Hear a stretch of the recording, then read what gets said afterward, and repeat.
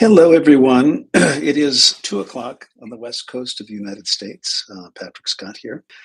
Here at the clinic in Las Vegas, where I welcome you and I wish you a happy summer solstice. Today, June 20th. I know yesterday was Juneteenth, and many of you had that day off.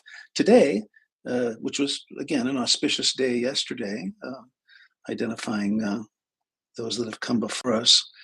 And today is marks today at 4:30. So right now it is 2 o'clock straight up on the West Coast. In 2.5 hours will be technically and literally the longest day of the year.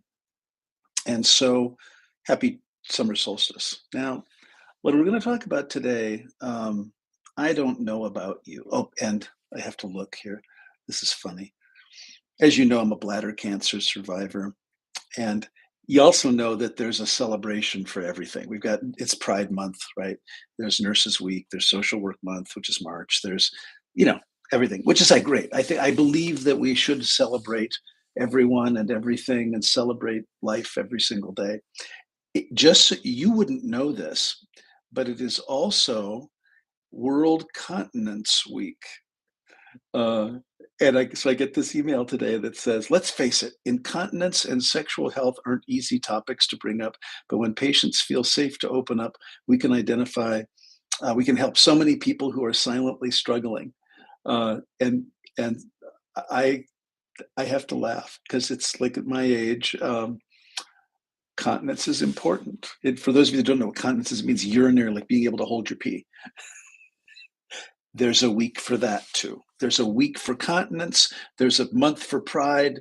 There's a day for Juneteenth. Now, today is the summer solstice. So the summer solstice right now occurs in Cancer, in the astrological sign Cancer. And this period of the summer, so today is the longest day of the year, and it runs until September, mid-late September, where the summer equinox. So today is the summer solstice. Summer equinox, or the equinox, happens in September, and this period of 3 months is marked by a number of astrological changes and configurations. Now, last couple of weeks has seen a lot of turmoil on the planet. Now, I always wonder what comes first. Does the turmoil happen because of the astrological configurations? Do we respond to our environment? But if you have been on the planet for the last few years, this is an interesting time. And I'm not, I mean, I don't, not political, I don't get political, but what I'm noticing not only in my practice, but in my own physical body is that I am now also responding to and feeling the Schumann resonance and the solar flares and the astrological configurations. And personal story, um, 5 years ago, George Floyd was killed in Minneapolis, Minnesota, which is my hometown. The pictures of that scene showed a building that I was very familiar with, very close to home. My partner works for the city of Minneapolis, and if you followed the news at the time, there were riots and looting and not floods, riots and buildings were burned down, and there was looting and mayhem and destruction and all that kind of stuff in the wake of George Floyd's killing. And that was 5 years ago. Just this last week in Minnesota, again, my hometown, where I'm from. So the George Floyd scene happened right in my neighborhood, the neighborhood I grew up in, the neighborhood I went to college in. I'm looking for synchronicities. No, I'm not looking for synchronicities. I'm identifying synchronicities that seem to happen.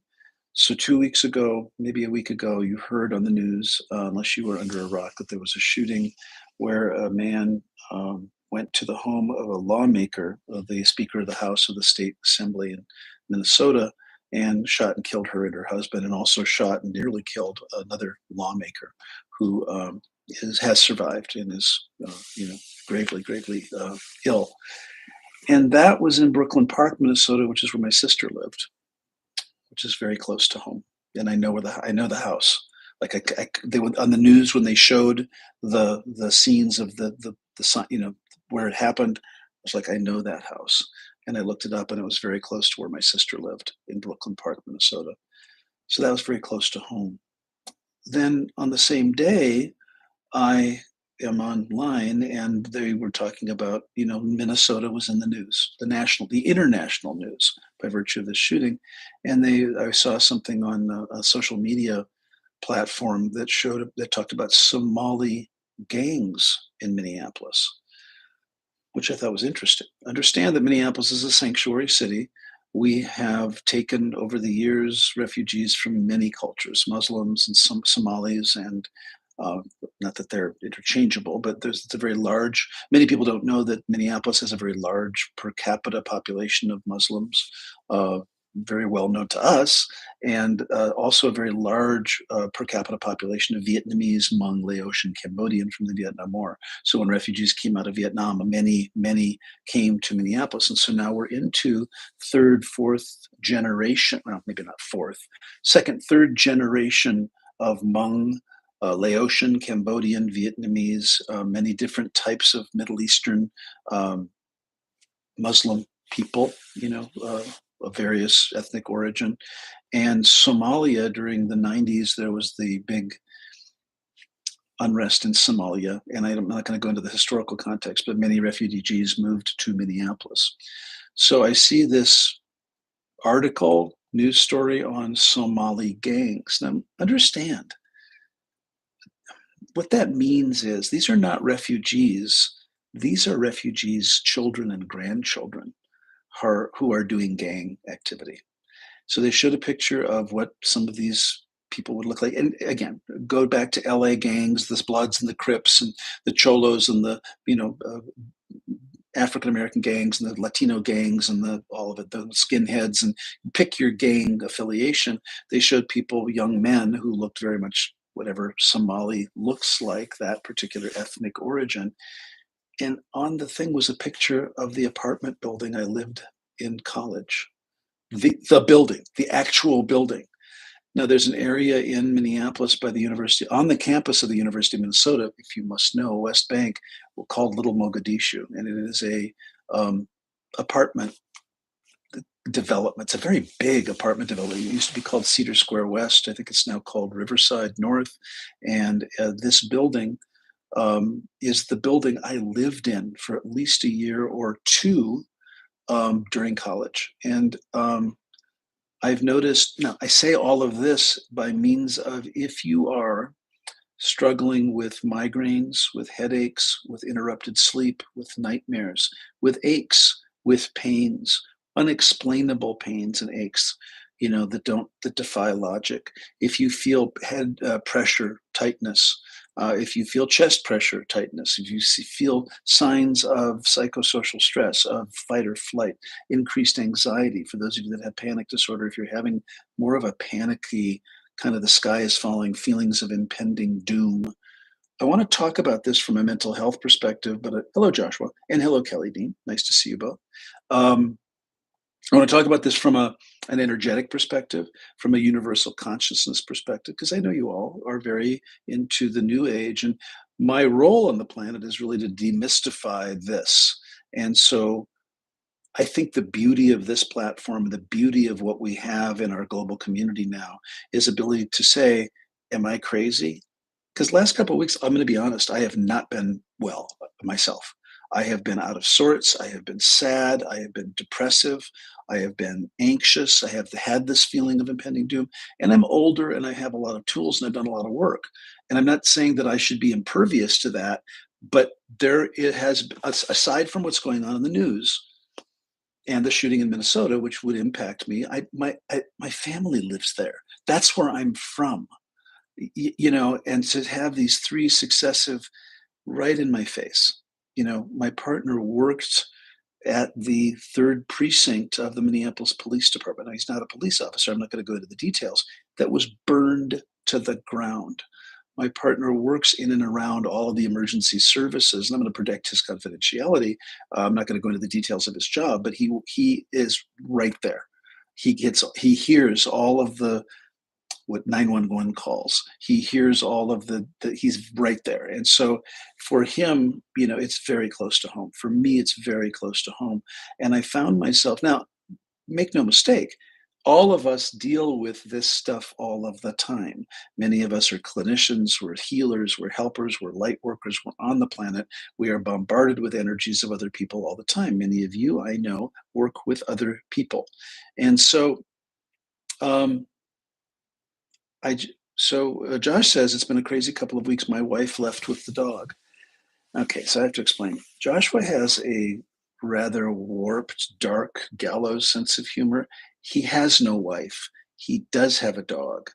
There's probably something going on with the person he's with that maybe took the dog for a walk. And so don't read too much into what Joshua says. I love him to death, but uh, he will make for effect. He has a beautiful dog, beautiful, wonderful dog that I covet. He's my grand dog. Anyway, um, my point is, I'd like you to think now the last couple weeks or so, 10 days, back to what is today, the 20th. Think back to the 14th. So that would be the 6 days and the week before that. And I'm going to run down the symptoms again. Headaches, chest pressure and tightness, feeling like there's a vice grip on your head, poor sleep, interrupted sleep, nightmares, uh, escalating anxiety with no clear trigger, panic attacks with no clear trigger, depressive symptoms with no clear trigger, no objective reason. Something that it's just life as usual. I'm looking at my life, and it's my life. I love it. I love what I do. I love the teaching and the training and the coaching and the mentoring and the therapy, and I love all of it. And I have been just a mess, really tired, really fatigued, really needing a lot of sleep and then not able to sleep. And I do my best because I coach you guys into not, doom scrolling and not being so obsessed about what's going on in the world. But I have to tell you, it's pretty hard to completely stay away from what's going on in the world and ignore it. I know from a larger perspective, there's nothing that we can necessarily do about Iran or Israel, but we care. It just because we can't fix it individually, we can do what we can to take care of ourselves. My point is that what I'm hearing anecdotally from my patients and from my students and from people I'm talking with is that universally there has been um, a malaise, an intensity to the energy of the planet. Now, there's a reason for this. This is where I'm going.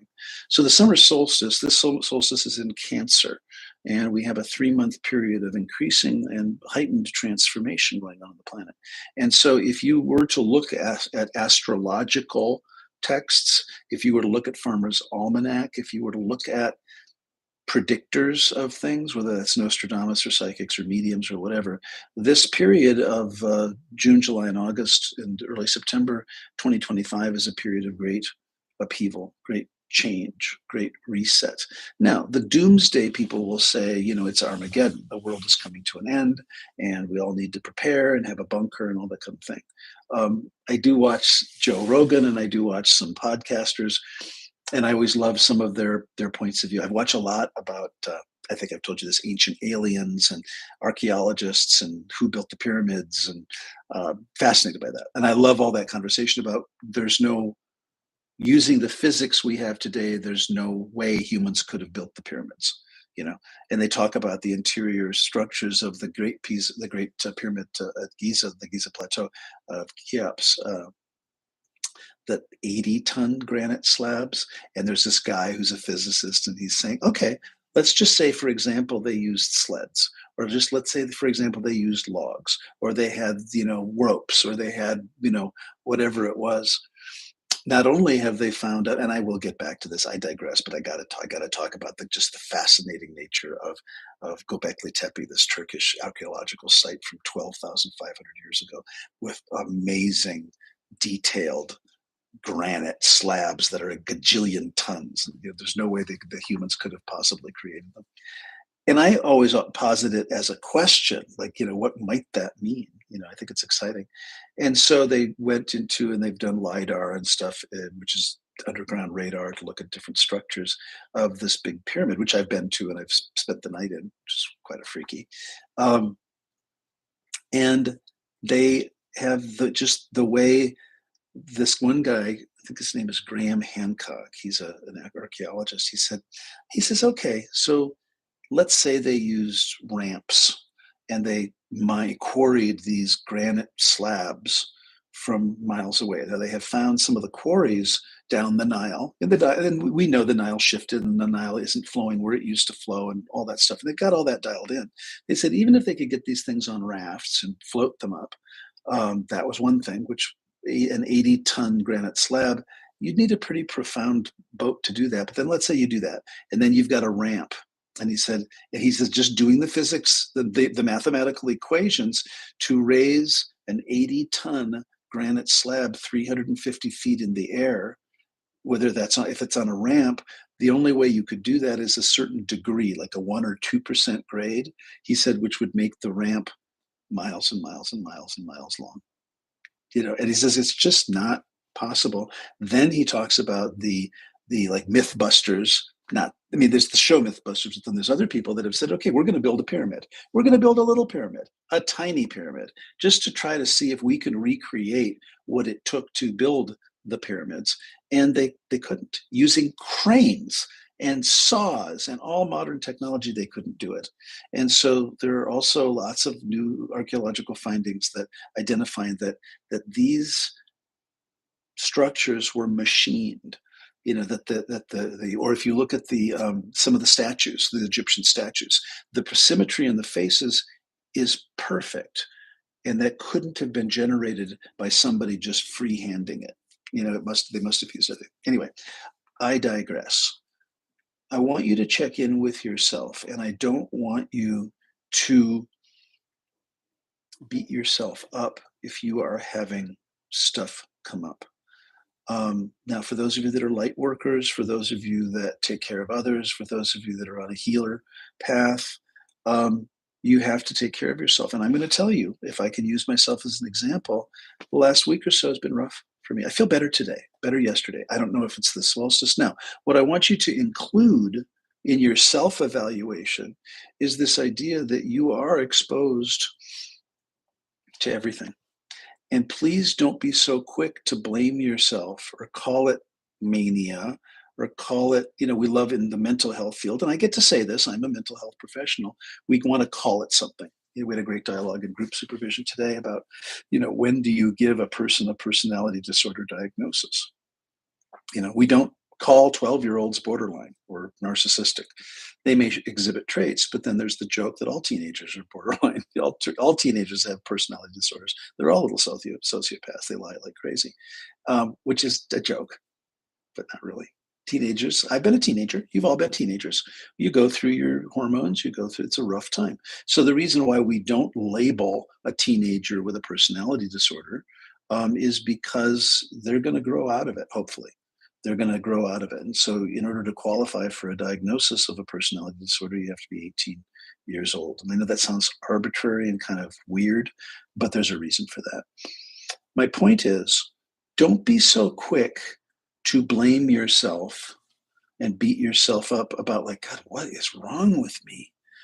I find it extremely comforting when I'm looking at astrological readings, when I'm looking at astrological charts, when I realize that today is the summer solstice, when I realize that the amount of gamma radiation hitting the earth is at an all-time high. That's the Schumann resonance. You've heard me talk about that. That's SCHUMANN. You can look it up. When you look at some of the predictions, now, I take it all and I believe it all and I process it all to come up with my own conclusions about anything. And you don't have to believe or, agree with anything that I say. I would challenge you, though, particularly because you are ultimately the one responsible for your life condition. As much as we love you, we cannot fix you or help you. And so question today in group supervision was the distinction between borderline personality and histrionic personality. Now, for those of you that are mental health professionals, you know what I'm talking about. Borderline is the core wound is abandonment. Histrionic is the lack of self-worth or self-esteem.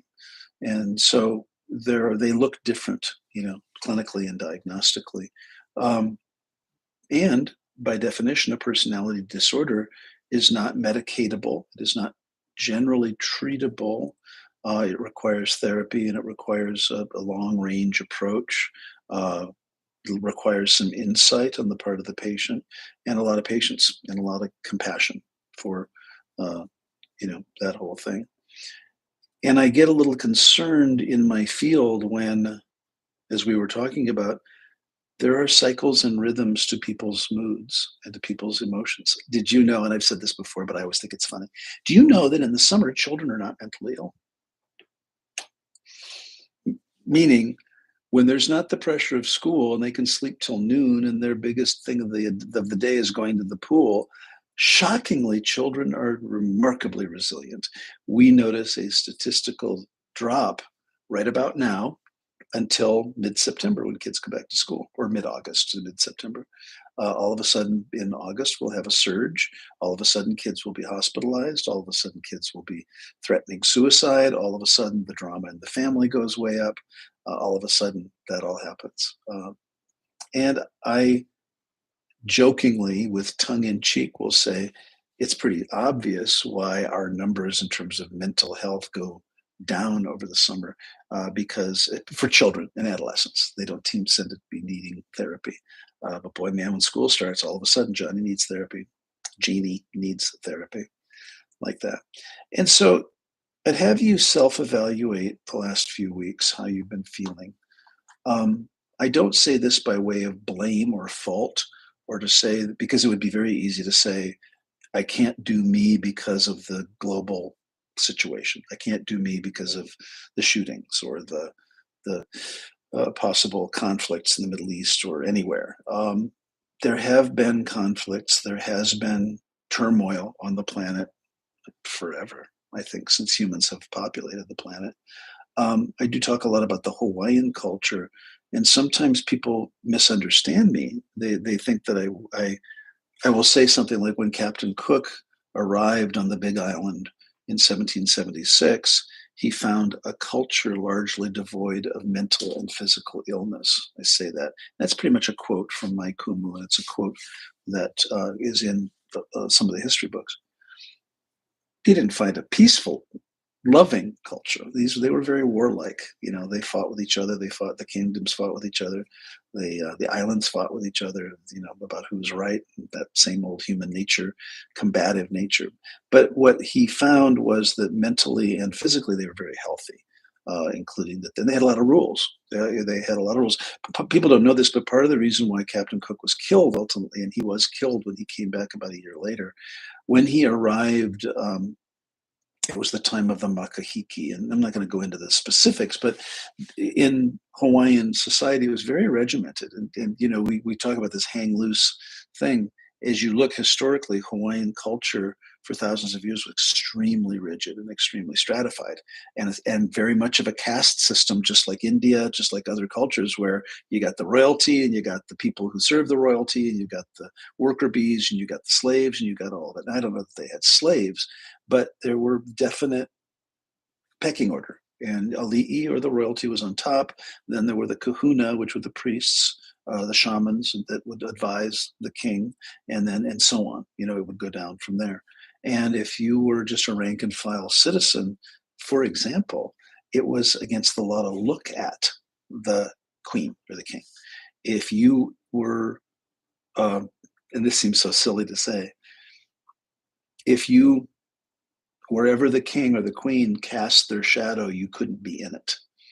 And so there was lots of protocol around making sure that a lot of times the kings and queens traveled at night. People don't know this. This is, weird esoteric stuff that people don't know. They would travel at night because the law was, if you're on the road and you're waving to the queen or the king and his or her shadow cast on you, or you made eye contact with the king or the queen, you were to be killed. That was the law. So they had lots of ways to try to avoid not being in the way and not being killed. And so they had places to go if you could try to get forgiveness and all that sort of thing. But yeah, very rigid. So when Captain Cook landed, it was called the time of the makahiki, which was the time almost like Carnival. it's the closest thing I can find to a modern or contemporary example. It was so Carnival, happens in New Orleans. It's called Mardi Gras, and in Brazil it happens, and it's called Carnival. And it's a time of celebration, and it's Catholic based, just so you know. And after the rigidity and all the rules and all the prayer, and the Catholics who I love have all sorts of rules.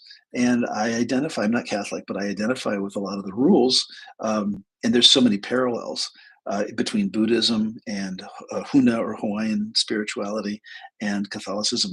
There are parallels, and I would imagine I don't know a lot about Islam or other religions as much, but I know a little bit about Judaism, and I'm seeing some parallels in Orthodox, Judaism. Um, so at the time he arrived, it was considered to be the time of celebration. Now, what they thought was he was a god. He arrived, and his big ship, those big ships that would go around the world, arrived, and they thought that he was Lono, and Lono is a god, is considered to be a god, so they welcomed him.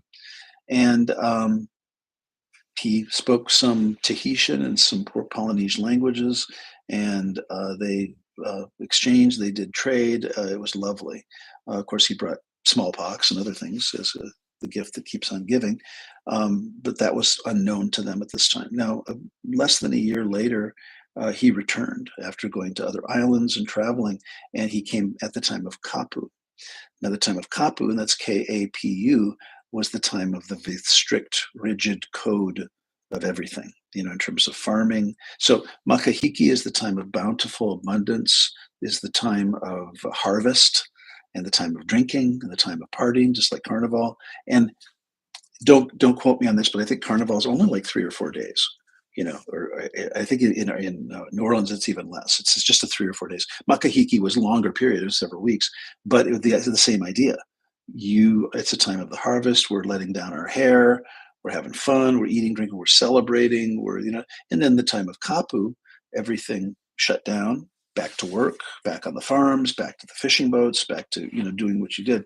But when he came back sometime later, it was the time of Kapu, and conventional wisdom. And he was killed. I mean, he was just killed pretty much instantly. Like, came on shore, and it was not a welcoming committee. It was time to be killed. So he was killed. And where he was killed, there's a commemorative marker there. It's all called Captain Cook, the area on the Big Island. There's a commemoration, kind of what would you call it? Like a big marker stone, talking about, his what happened. And it was thought that if he was truly Lono, he would know not to come back during Kapu. He would know that you don't come back. You don't come back thinking you're best friends with us. You should know. And so he was actually, he and many of his men were put to death because they came back at the time of where everything was forbidden. Now, all of these things and all of these rituals for tens of thousands of years, we know circulate in and around the solstice and the equinox. Take the Mayan culture, the Aztec culture, the Olmec culture, the like South America, northern, southern America. Well, that's funny. Yucatan, all those cultures. They know now those pyramids and a lot of the temples that were in that area, they were built specifically, and Stonehenge also, built specifically around the summer solstice and the summer equinox or fall equinox, where the sun would line up, and so they would build these buildings, and you can set your watch to it that at a certain time the sun will be exactly shining. And this is in Egypt and many indigenous cultures, many Sumerian culture. Josh says, I know that there's a particular temple in Egypt where at the time of the summer solstice, or the whatever the marker is, the inner sanctum or the holy of holies, there were holes that the sun would come in and it would illuminate the temple, the inside of the temple with the sun. And it's in today, thousands of years later, this still happens every year. And so there's ritual, and people come, and it's a great tourist idea. And this has been going on since man has been on the planet, since humans have been on the planet. We've followed the sun, moon, and the stars. I would say in Western culture, in modern culture, with all of our technology, which I love, by the way, I love being able to talk to you in this way. We have lost our connection to some of that. We've lost some of our connection to the cycles and rhythms. Um, I think it's, we in Western culture can look at like Spanish culture with the siesta. I remember going to Spain, and every day between like noon and 1 and 4, it's siesta time. Nothing happens. Shops close. And we're as Westerners, tourists, thinking, well, that's stupid. Why would they purposefully not want my money to buy things between noon and 4? Uh, well, it's also the hottest time of the day. I live in Las Vegas right now. Let me look. It is a balmy 102 degrees, which isn't bad, actually. I understand that some of you are in Phoenix, where it might be a little warmer. Well, it makes perfect sense without air conditioning that between noon and 4, great time to nap. Great time to get into a dark room, a dark adobe built room with very little windows, very little light coming in, and take a nap. And that makes perfect sense from a human body standpoint. It makes perfect sense from a cycles and rhythms perspective. And so, what I'm hoping for with all of this. Oh, and do you notice I keep shaking my table? But I have a table now, so I'm speaking to you with my computer on a stationary table, even though I kick it every now and then, so that it's not on my lap every time I laugh, jumping. And so, it's important for us to get back to those cycles and rhythms. I've noticed that I tend to sleep in shifts now. This is very reassuring. I will sleep 3 or 4 hours. Now, again, I'm an older person. I've had bladder surgery. I have to get up and pee. Many people, I'm not alone. This is common. This is not, I'm not saying that I'm unique in any way. But I used to bug me because I would think, well, my sleep was interrupted, and why can't I just get a good night's sleep? And then I learned that in ancient times, the middle of the night was a great time to get chores done. So medieval Europe, let's say, they would go to bed at dusk, by the way, because there was candles, it was fires, there was no electricity. So you go to bed at dusk, and you're going to get up at dawn, and that's 12 hours. Maybe you don't need to sleep 12 hours, and so you sleep until you don't sleep anymore. You wake up, it's the middle of the night, it's cool, it's lovely. You do some chores, you feed the cows, you go get the milk, you do chores, you clean the house, you putz around for an hour or two, then you lay back down and you sleep until dawn. And I found out, as I was just complaining loudly about my sleep patterns, that for thousands of years, that's how humans slept. It's only in recent times where we have the luxury of air conditioning and electricity and blackout shades and face masks and all this stuff that it is actually normal. It's a normal circadian rhythm to wake up with the sun and go to bed with the dusk, when the sun goes down. And many of us are burning the candle at both ends, and that's what that means. And so I would love this, taking this all the way back to the reason for this talk today. You will do better if you just ride the wave. There are going to be times of sadness. There's going to be times of great happiness and glee and joy. And you take both joy and sadness as part of the human condition. Now, we call mental illness or depression a protracted period of sadness for weeks, more than weeks, weeks on end. Can't get out of it, so then you seek some help or you try to shake it up a little bit. But please don't beat yourself up. It has been an extraordinarily trying time on the planet this last week or two. And I know that if I'm feeling it, I know you're feeling it. And I know you may have a tendency to beat yourself up as I do, which is basically, what is wrong with me? Why can't I snap out of it? What's going on? And I ask you to give yourself some grace. Allow yourself to relax into it. And just, my mom's favorite saying was, honey, this too shall pass. And as I get older, the wisdom of my mother comes into my ears, comes into my head. This too shall pass.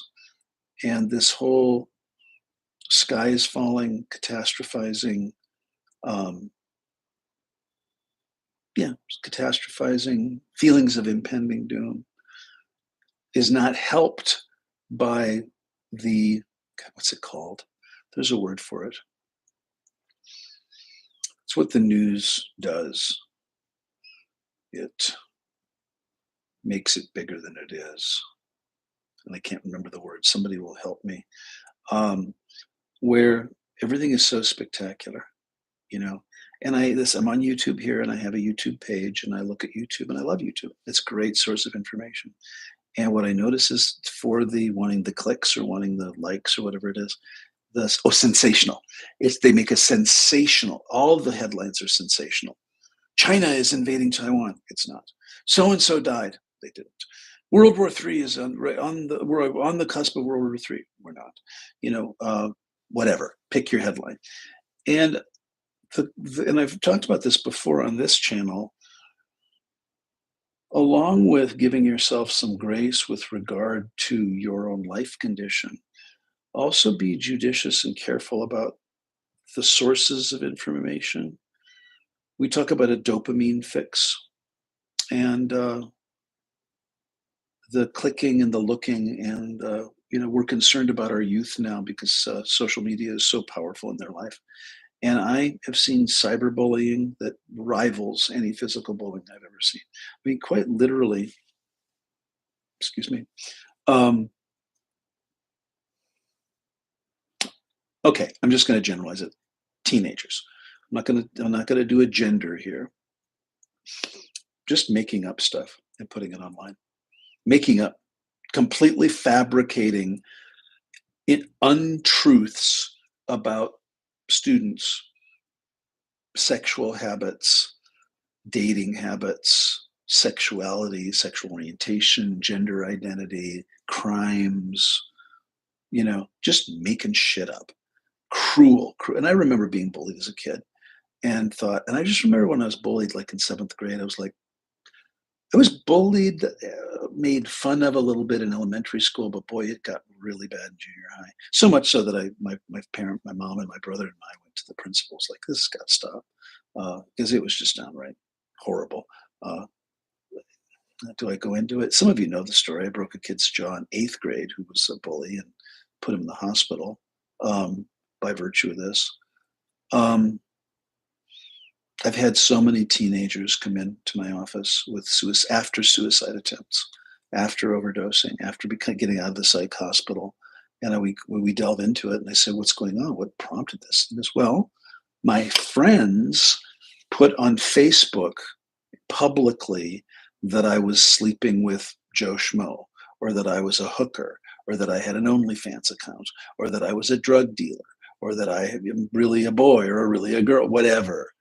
And I said, and it's not, if it's true. She goes, it's not even remotely true.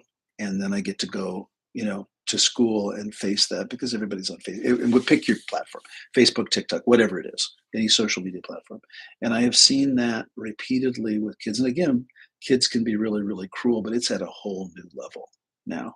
And so much so that the national standard for care is we ask about, do you feel safe at home? Do you feel safe? Are you being bullied? Are you being trafficked? Are you being, and it's just such a thing now. And I find it to be so tragic that kids are taking their own lives behind some of this stuff. And people ask me, is it worse now? For example, people will say, is there more child abuse now, sexual abuse, than there was before? Is there more sexual assault than there was before? The Diddy trial is going on, and I have purposefully not looked at it. But I do know a few tidbits that I will share with you. You all know Justin Bieber. So Justin Bieber was a child star. Maybe he's 30. I don't even know if he's even 30 yet. He might be like 27 or 28. Very famous, international, global superstar. Well, Diddy is a record producer, and apparently, you can look this up. I'm not making this up. Justin Bieber has had a lot of problems growing up with drugs and alcohol and violence, and He's got all these tattoos, and he's a cute young boy who has it looks like he is really trying to not be so cute. I don't know if you know that pattern, where somebody who is really, really pretty or cute or handsome or whatever, and it's almost like they're doing their very best to look as ugly as they can. And I always thought, this is terrible. Here I go. I don't have anything against tattoos or piercings or anything else. I think that they can be very artistic, and to each his own. I don't have any tattoos or piercings. Um, I don't have a judgment about it one way or the other. But you take this cute young boy. Now in the gay community, we would call him a twink. He was this young. I think he came up like when he was 13 or 14. I mean, he was on the international stage. Well, I always wondered, as I do, why would someone so talented and so seemingly having everything going for him, having a silver spoon in his mouth, he's worth $500 million, maybe, I don't know, worth a lot of money, um, have such struggles, because we tend to want to look at rich people like, what? How hard can you have it? Well, now it's coming out he was sexually abused. He was literally raped at these parties. He was treated like a sex toy. And so this is so much not about gay or straight at all. Sexual violence is never okay. And this part of the reason why we don't have sex with children is it's damaging to them. It's not about, and talk about pedophilia, talk about what you want, but it is just absolutely. Oh, Harold Borelli is here. Hi. Nice to see you. We know that psychologically it's damaging. And so now I'm starting to piece it together. Well, okay, that makes sense. Justin Bieber, and you can look it up. You can look up the details about when maybe he went to these parties and maybe when he was sexually assaulted and maybe he was, and again, I've seen some of his writings about it now, and he's, doing the trial. I was 14. I was told basically the same thing as the Harvey Weinstein stuff, the Epstein stuff, the Cosby stuff, where a person in a position of tremendous power is lording that power over the vulnerable, the younger, and using that power as a way to get their needs met at the expense of the younger, more vulnerable person. Now, this is an old story. This has been going on a long time. What's coming out about Diddy, and people ask me because I'm a champion of the gay community, well, is Diddy gay? It's like, oh, it's so not about that. Sexual violence is not about sexuality. It's about power. You know, um, it's not about, gee, I'm attracted. And people say, well, is P Diddy gay? I was like, I can't even know. I wouldn't even know.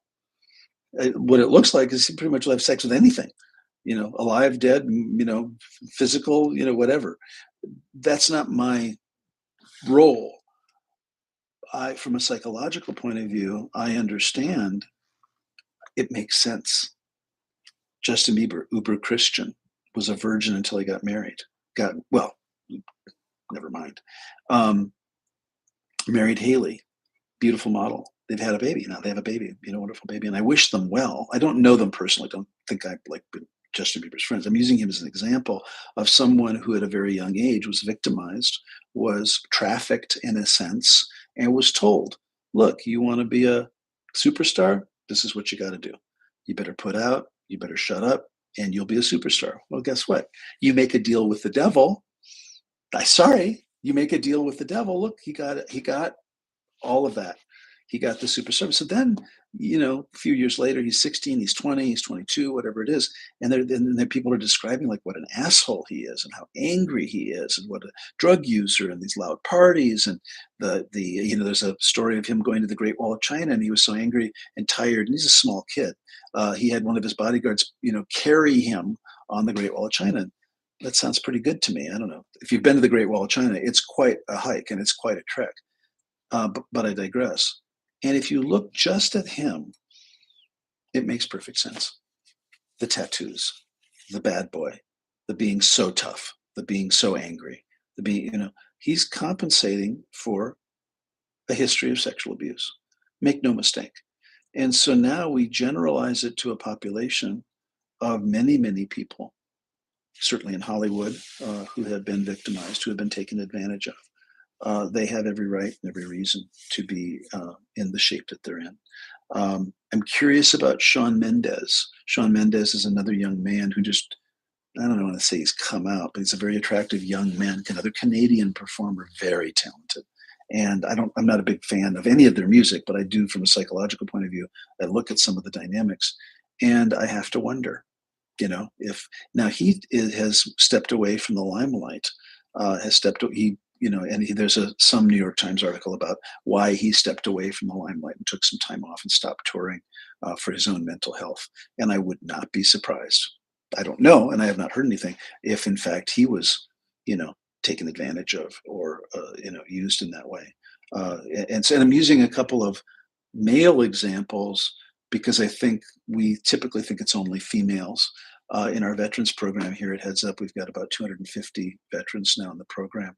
The predominant feature of these vets, who are of all ages, by the way, I think the youngest vet I've seen is 24, meaning enlisting at 17, discharged at maybe 23 or 24, and coming to treatment here as a community partner with the VA, all the way up to the oldest one I've had is 95. I've had a 95-year-old vet from the Korean War who all of a sudden PTSD couldn't stop crying, 95, and he was great guy. Came in and said, "Yeah, I've stuffed all this trauma my whole life, and now all of a sudden at 95, I can't hold it in anymore. I am crying every day for no reason. I am just bawling. I watch a movie, I start crying." He goes, "And I'm a tough guy. I was a, whatever, infantryman or whatever it was." My point is, we are always subject to all of this stuff. You are a collection of everything that's ever happened to you. But more than that, you are also a sensitive, living, open limbic system that is also sensitive to the sun, moon, and the stars, to the feelings of others, to the impact of global events, whether you know it or not. What I would be interested to know is if we would be, so there's stuff going on the planet right now. If we didn't know about it at all, would we still be impacted? This is almost a quantum physics question. If we didn't know about Iran or Israel or Ukraine or Gaza or China or any of it, would we still be impacted? What I see in my practice is we're still impacted. The energy is the energy. It still comes down and it impacts us. And so you can't control that, but you can identify what you're feeling and take some steps. And this is why I'm going to conclude today with these steps. Number one, the message today is don't beat yourself up. Don't waste a lot of time going, why am I feeling like this way? I'm such a loser, woke up on the wrong side of the bed, whatever. Don't beat yourself up. Number two, have a foundational daily practice. It doesn't have to be elaborate, but to ground. And I'm going to be less prescriptive today. I would rather you start with something, and it can be any time of the day. If you have a dog, walk him. If you have a cat, walk him. If you, don't have get out, get into nature. These are cliches. This is something that this is something that I need to do more of. I met with my personal trainer last night, and I'm, on a great week, I'm working out twice a week for me. He says, okay, time to up it to 4. Okay. Most weeks I'm doing once, if at all, because I have excuses, because I travel, And again, I know on those days that I get to the gym, I feel better, and that I am more resilient in the face of the onslaught of the slings and arrows of outrageous fortune. On the days I don't get to the gym, I don't meditate. I use the excuse that I'm too busy. I don't feel so great. So number one, give yourself some grace. Number two, find some sort of a foundational daily practice. And these days, it doesn't matter whether it's the Calm app, whether it's a recording we share, whether it's a YouTube live, whether it's a podcast, whether it's a walk on the beach or a walk in the nature or get out in your backyard or walk your dog or move, do something therapeutic and healthy for you. And then, lastly, number three, figure out a way to do it consistently. Do it consistently, something every day. My benchmark for success is 20 minutes twice a day. That's me. 20 minutes in the morning, in the evening. Our Buddhist practice is 20 minutes twice a day, morning and evening. Beginning of the day, at the end of the day. Like beginning of the day before work, end of the day right after work. I will get home, I will get out of my school clothes, as my mother used to say, and I will sit, you know, or I'll go to the gym, or I will do something vegetative where I don't need to be thinking so much. Um, because you deserve that. You've earned that. And if you say to me, I don't have time, I don't have 5 minutes, I used to say that because remember, I'm the guy that would do the 20-hour days under the guise of I'm the martyr and I'm the savior and I'm gonna help the poor huddled masses. Meanwhile, I'm getting cancer and nearly dying. It didn't go well for me. And so now I'm better at saying, okay, I'm not working 20 hours a day. I'm working 6. I know that sounds luxurious. It is. And I'm taking, certainly, taking time to do everything that I'm suggesting for you. I use all the tools I teach, all the Huna, all the meditation, all the Buddhist stuff, all the mental health stuff. And I would be less wed to the form of your foundational daily practice, but that you do something that is generative, supportive. Now, perfectionists out there, and I know you because I am you. Less is more. I'm going to say between 4 and 20 minutes, 4 to 7 times a week. I have a friend who will not leave the house. He will not put pants on until he's meditated. Now, meditation can be 4 minutes, it can be 7 minutes, it can be 20 minutes, it can be 2 hours. Less is more. Do something. If you have ever just stopped, I was in group supervision with the interns and the licensed people, therapists. We were talking about teenagers and what do you do with a surly teenager that won't engage? They won't talk. They're just, and I said, well, less is more, and they don't know what that means. And so I said, well, let's say they're just kind of hysterical or they're kind of upset. How about you say, okay, we're just going to take a nice deep breath together. Let's do it. Let's breathe in, and then you just shut them up and you take one deep breath. Let's do that right now at 2:51. Take a nice deep breath. Hanu.